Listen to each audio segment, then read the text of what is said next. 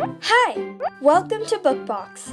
Don't forget to subscribe and tap the bell icon to get our latest videos.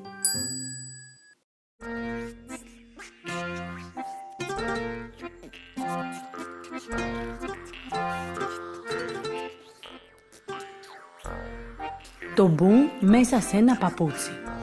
Κουρσχάλι Μανικαβέλ.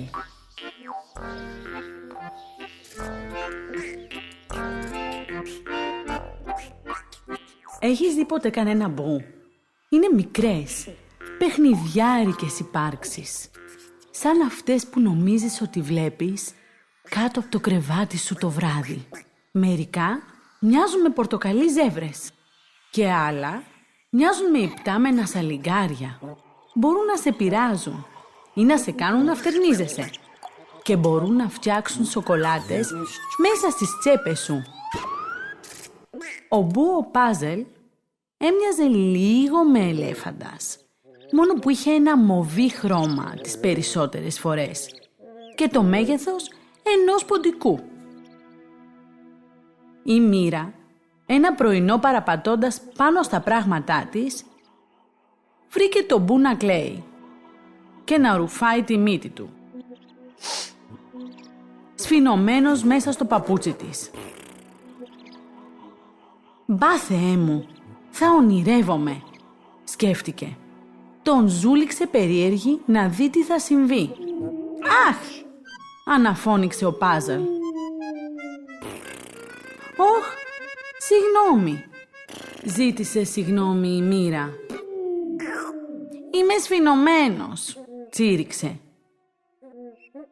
Είχε σφινώσει σε αυτό το σημείο όλο το βράδυ και είχε χάσει κάθε ελπίδα ότι θα μπορούσε ποτέ να βγει.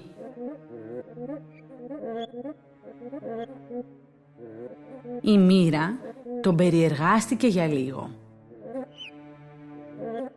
«Για να δω αν μπορώ να σε βοηθήσω», του είπε, τραβώντας τον από τα πόδια. Τον έσπρωξε από πίσω, χτύπησε το παπούτσι στο πάτωμα, μπας και τον τινάξει έξω. «Και αν σε έβαζα σε σαπουνό νερό?» πρότεινε η Μοίρα. «Όχι, όχι!» Ο Πάζελ φοβόταν τις μπουρμπουλήθρες. «Κι αν σου έβαζα λίγο λάδι?» τον ρώτησε.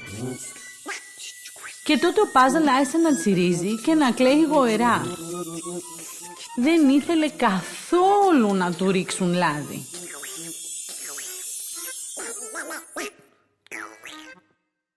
«Ξέρω όμως πώς να σε κάνω να σταματήσεις να κλαις», φώναξε η Μοίρα χαρούμενα. Άρχισε να γαργαλάει τον Πάζελ. Τα Μπου είναι υπάρξεις που γαργαλιούνται εύκολα. Και πριν περάσει πολλή ώρα, άρχισε να κουνάει τα ποδαράκια του και να γουργουρίζει από το γέλιο και όπως κουνιόταν ξαφνικά «Να σε, ξεκόλλησες», αναφώνησε η Μοίρα χαρούμενα, χτυπώντας τα χεράκια της. Ο Πάζελ έτριψε τα μάτια του, τίναξε τα πόδια του, κούνησε την ουρά του, τινάχτηκε ολόκληρος για να σιγουρευτεί ότι όντως ήταν ελεύθερος.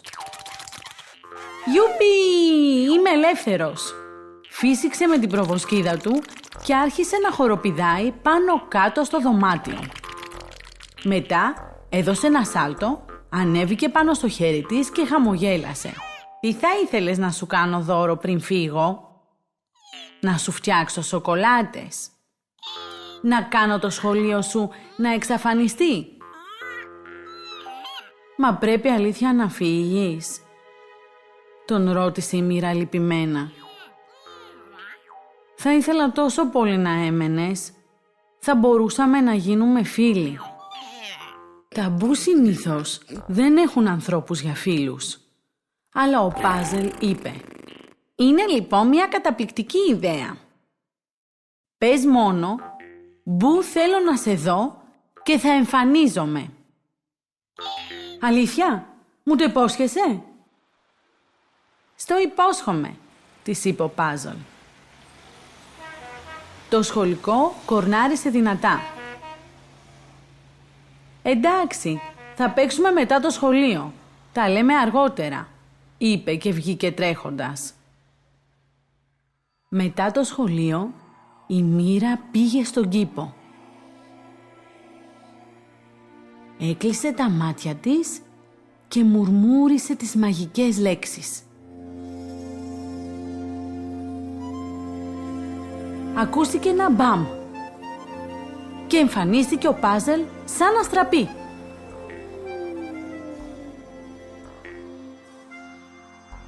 Η Μοίρα και ο Πάζελ παίξαν και γελάσαν μέχρι το ηλιοβασίλεμα. Και από τότε η Μοίρα και ο Πάζελ έγιναν οι καλύτεροι φίλοι.